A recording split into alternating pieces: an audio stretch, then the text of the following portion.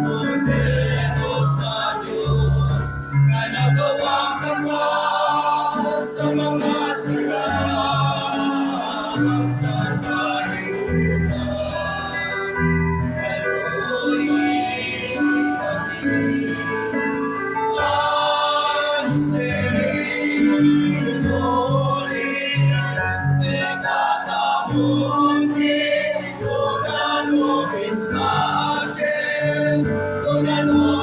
Pace,